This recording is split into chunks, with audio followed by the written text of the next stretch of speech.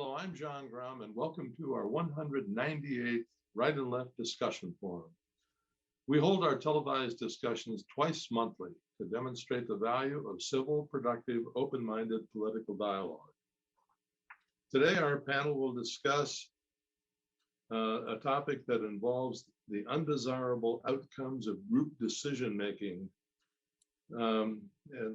decision-making processes that discourage creativity and individual responsibility to achieve conformity to a group norm. We will expand on that topic to include bigger portions of the population rather than just committee meetings. Today's panel begins with Joe Gaines, former faculty member of the University of Akron and Wadsworth High School. Patty Haskins, former member of the Wadsworth City Council and faculty of Wadsworth High School. Bryan Laubaugh, president of R&D Financial Services, and Dr. Ronald Chamberlin, retired senior research chemist. Joe, groupthink has been blamed for everything from political lockstep to attacks on free speech. As a former debate coach, I think you would have an idea that you'd like to share on this subject. I feel it's a really difficult topic to discuss because there's so much we don't know about it. It really wasn't even given a name of groupthink until what, 1957, I think it was? Yeah, sometime in the 60s, yeah. Yeah, and it was given by, he's a social psychologist, Irving Jarvis. And he came up with the idea of what it was. And we like to define it different ways. It can be defined many ways. One definition is a tendency for individuals to agree with each other in a group setting in order to conform and keep harmony. Well, that makes perfect sense with the definition of the term. This can contribute to inefficient decision-making as an idea and thoughts go unchallenged in favor of cohesion. In other words, individuals in the group won't disagree because they may fear social isolationism. And that's true. We don't want to be isolationists from each other. We want to be together. And the group thought, in many ways should do that. It doesn't necessarily. In fact, it can do the reverse. Let's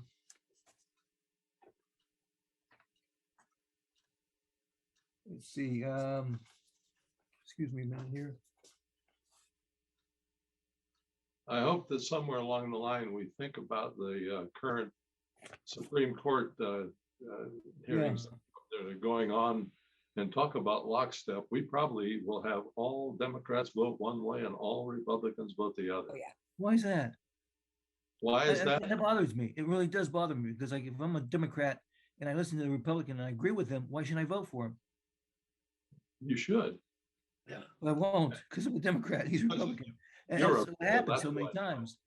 What? You're a rebel, that's why. Well, no, I hope I'm not. But what I'm saying basically is that that's what happens. Did you listen to the her interview yesterday? Yes. Supreme Court? Yes. She's highly intelligent, extremely intelligent. Oh, yeah. Very good. There are some questions I even have of her about was she too easy on some people? But she explained herself. Very well. Well, the thing is, yeah, I agree with you on that. But the thing is that they don't want her to agree with them or explain herself. They want her to basically just what you see, what you hear, what you see is what you get. And that's not always true. I thought that the questioning, if you can call it that, on the part of Ted Cruz was one of the more disgusting political displays I've ever seen in my life. And I've seen a lot of these hearings going back to Bork. Clarence Thomas was crucified. The only thing I can think of is that Democrats did not want to see Republicans nominate a black to the Supreme Court. They thought that that was their personal privilege. But anyway, go ahead, Joe. I didn't mean to interrupt. No, you're right. I think the Democrats probably did think of that in those terms. Groupthink is a psychological phenomenon that occurs within a group of people in which the desire for conformity or harmony in the group results in irrational or dysfunctional decision-making. Cohesiveness or desire for cohesiveness in a group that may produce a tendency among its members to agree at any cost. They'll just agree to agree. Yeah. Some groupthink takes the form of spontaneous belief or opinion on the part of a large portion of the population, and the actions of a few represent an entire group. For instance, the anti-Japanese settlement that arose in the wake of the bombing of Pearl Harbor. And the Germans too. Look how we felt about Germany. I remember my grandmother, who was Italian, had a problem.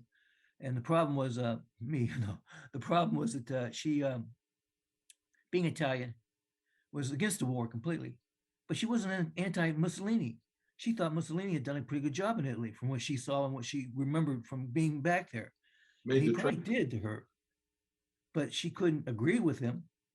And in many cases, if she said anything that would even be similar to a pro-Mussolini viewpoint, she was condemned for it and knocked for it and hurt for it.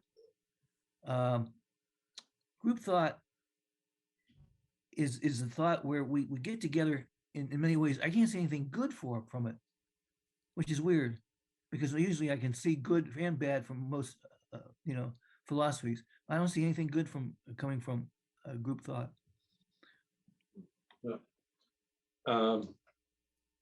Excuse me, I forgot who's next. Who is next? Patty. What are your thoughts? I think the groupthink has really played out to the ultimate example with politics today. I mean, we've of course had many different social groups that have, or cults that have displayed groupthink, but in politics today, that the tendency is everyone must agree on exactly the same talking points, and this is both parties, by the way, on all issues, and there's no ability for anyone to question anything or to have any dialogue with the other side as far as where they stand. When I say this happens in both parties, I could take the examples of Joe Manchin and Liz Cheney. Now, these are both politicians that are very, very strong on their particular party. Liz Cheney, in particular, I don't know how you could say that she was not a strong Republican. And Joe Manchin is a Democrat. However, they have gone against the party bosses for various reasons on certain issues and are then condemned because they're not in lockstep with every single issue. Liz Cheney voted with Trump probably 99% of the time. But when she questions the January 6 riots, she's thought to be a traitor. And the party then immediately goes out and takes money from her, has the state party. I forget what they did, something about saying that she wasn't really a Republican and you shouldn't support her. The Democrats want to do this. They haven't yet, but they wanted to do the same thing with Joe Manchin. Now, if you look at Joe Manchin's situation, yes, he is a Democrat, but he also represents a highly red state, which uses coal for energy and for its economy. And he's trying to do what in his mind, although I don't agree with him all the time, in his mind, what is best for the people of West Virginia. Mm-hmm. And you do have to listen to that and accept the fact that there can be room for discussion on this. The only way, unfortunately, things ever get done is by both sides talking to each other and listening to other conditions. By not setting all of those premises within their basic philosophy as markers that cannot be broken. This is what the party stands for, and you will follow us or you are not a member of our party anymore. And you're not going to get in on the big donations. Exactly. And that was truly evident, as you mentioned yesterday, in the last 2 days in the hearings.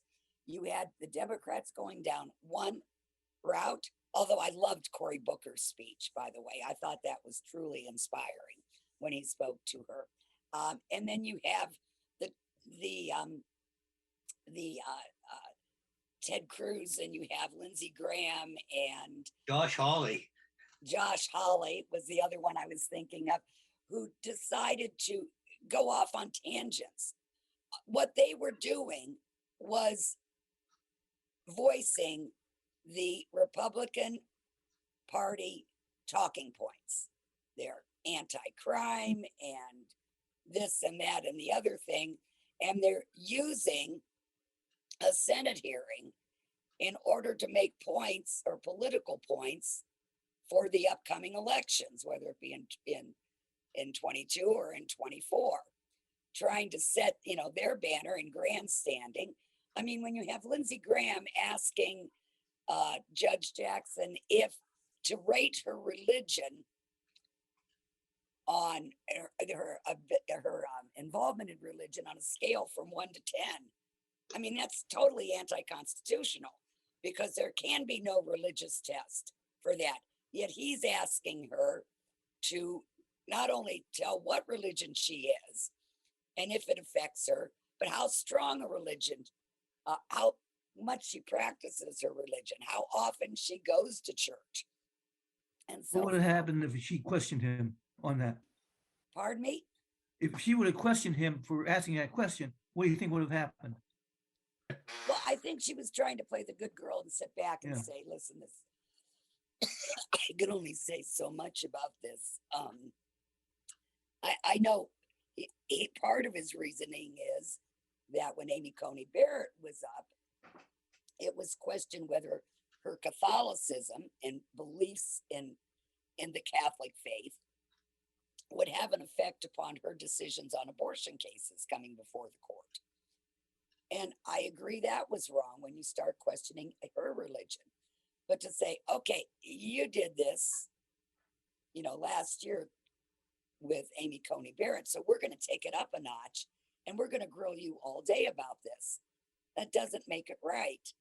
And, the grandstanding and so forth, but it's all part of that group think to show that we are lock, stock, and barrel in on these particular topics. And consequently, what you get is a totally divided committee that is going to vote strictly on party lines and does nothing to advance the trust that we as citizens have in our Supreme Court justices to make good decisions. Well, while you've been talking, Brian's been smiling from time to time, and I'm anxious to find out what's behind those smiles. Well, I guess on principle, I'm going to disagree with everything that Patty and Joe has said because I don't want to be part of groupthink.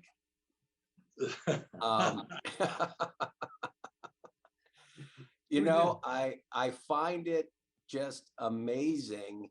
And, I get on Twitter every now and again and social media, the memory hole that our folks on the other side of the aisle want us to believe when it came time to the confirmations of not only Amy Coney Barrett, excuse me, but Brett Kavanaugh, Judge Gorsuch.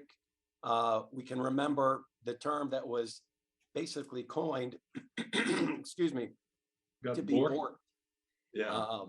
Then, it wasn't that long ago, and I remember the Clarence Thomas hearings, and it all centered on a Coke can and a pubic hair. And if that wasn't disgusting, I don't know what is. So you have to, for me, there's a spectrum of disgust. I watched Ted Cruz's questioning. I'm not sure I agree with that. I'm not sure I agree with Josh Hawley, but the fact of the matter is she has a record and you can ask those questions. I might not have liked. But I think, Brian, it's imperative that if you ask the question, you have to listen to the answer. And that didn't happen. Yes. Exactly. And because they already know what the answer is going to be. They want to know. They took a page out of what they've been experiencing with the Republican, president's nominations to the Supreme Court. Whether or not Mazie, the senator from Hawaii, Mazie Hirono, thought it was appropriate to basically cast Amy Coney Barrett as some cult figure in some Catholic fringe group, some Handmaid's Tale. I mean, that was disgusting to me.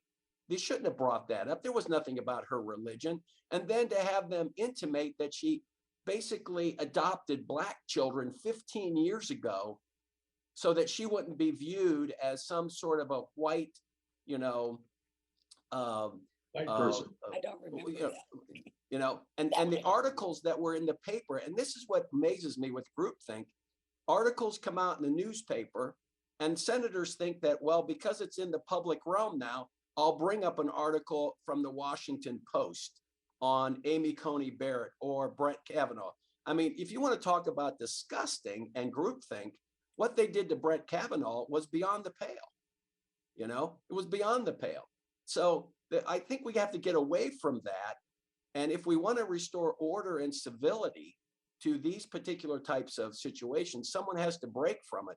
Now, I listened to Senator Kennedy, John Kennedy, the different Kennedy. I thought his questions were appropriate.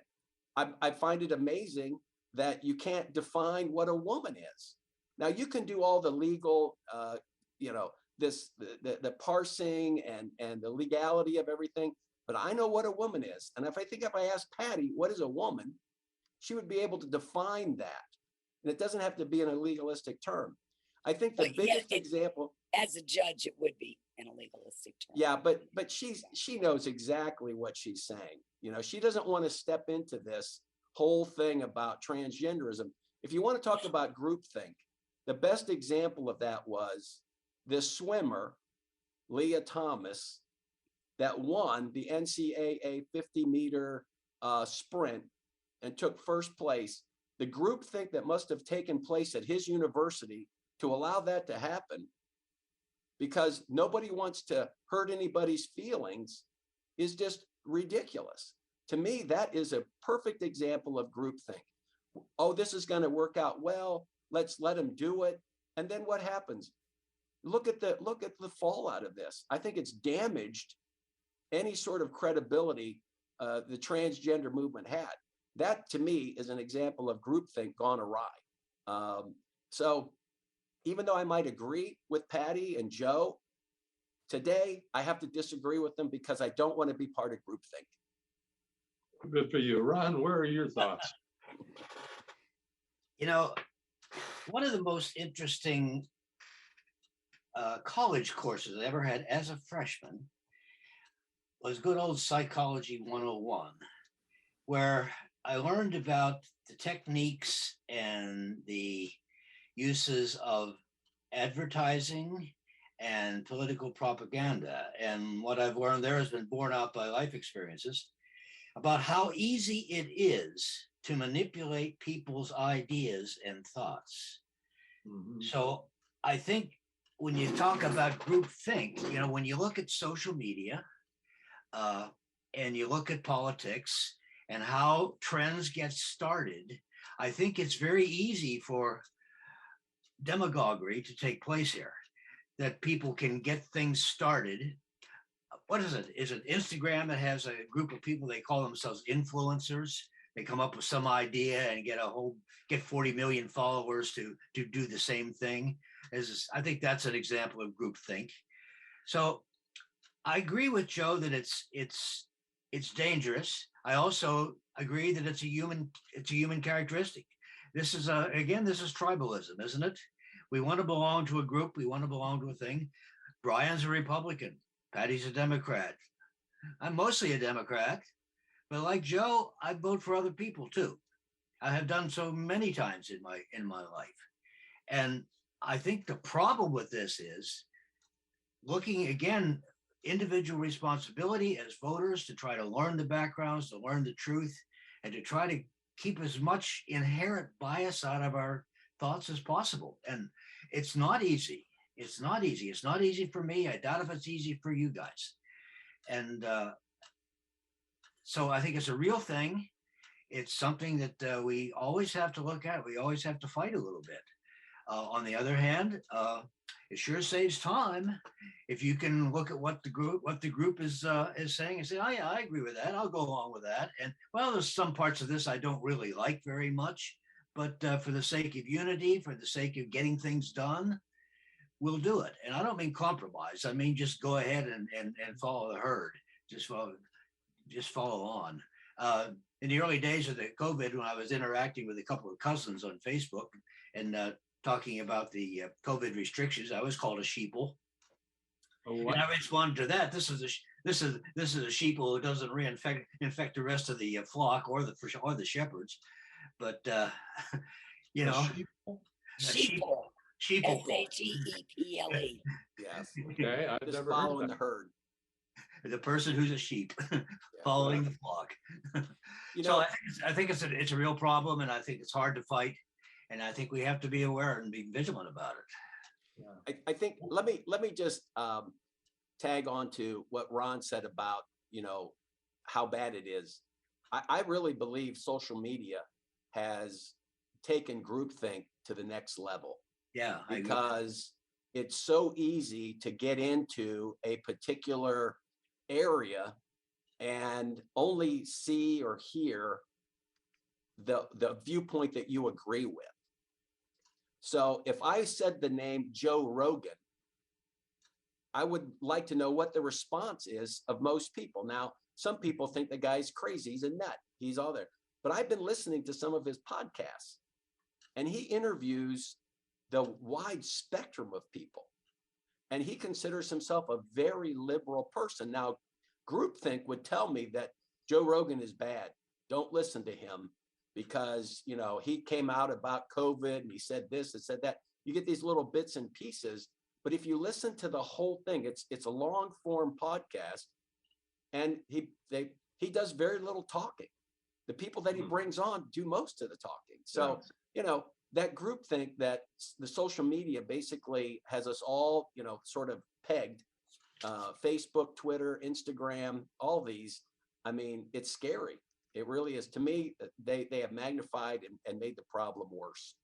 You know, I'd like- looking at I'd years like- past, you know, we had newspapers, but with very few exceptions, they weren't nationwide things. They were a local thing, local area. So it was much harder, I think, for people to come into a common view like that. Yeah. But you're absolutely right, Brian. I think it's Yeah. really exacerbated the situation. Yeah. You know, Well, I and the think other that thing is- mass media has had more than their fair share of the guilt.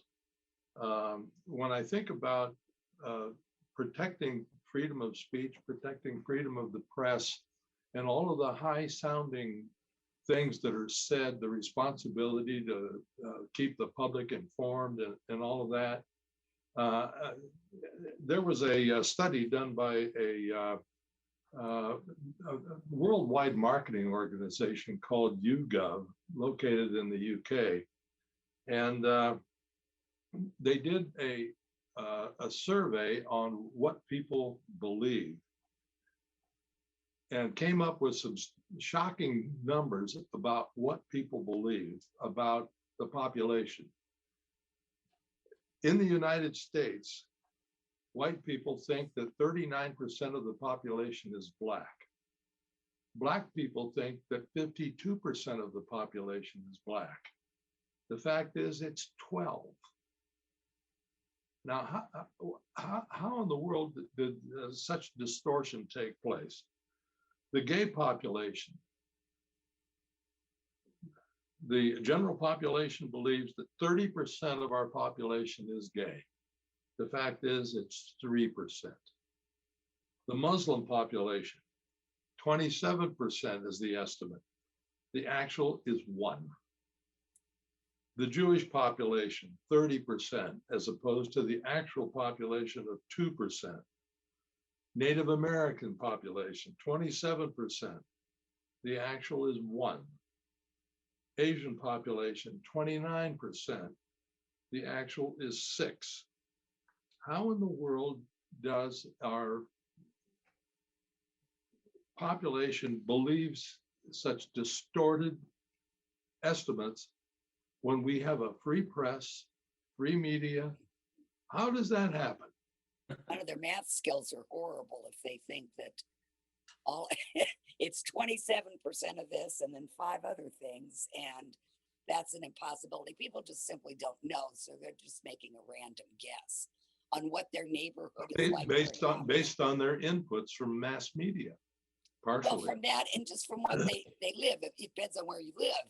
You know, if you live in a state where there's very, very few people of color, you're going to think the numbers are low. if you're living in a very diverse urban area like New York City, or you might think that those percentages would be much higher. So I think that has a lot to do with it as well. I'm And they're I'm just assuming guessing. I'm assuming that these samples were taken nationwide. If this is a highly respected worldwide marketing research firm, they know something about sampling. Well, yeah, and I'm sure I'm just saying that the people that are answering these questions just don't have any information, and they're just pulling a number out of the air. I don't know that it's because they've been influenced by media to necessarily think in that particular way. So Yeah, for example, when I lived in Danbury, Connecticut, there were 3 Jewish synagogues in that little city. It was about the size midway, sort of between Akron and Barberton. So I know a lot of Jewish people. Here I don't know anybody. right. So what would be my estimate of what the population would be? You know, it would be a lot higher if I lived in Danbury and didn't really pay much attention to what the newspapers are telling me. Here's the thing, though. You guys are thinking. You're being creative. Groupthink doesn't want that. Groupthink basically wants you to listen to what I'm saying, do what I tell you. Yeah. Yeah. Well, I have some opinions about the military when it comes to independent decision making. However, we'll leave that for another time because our time is up. But thank you very much, and see you in 2 weeks at 9 o'clock. Thank you.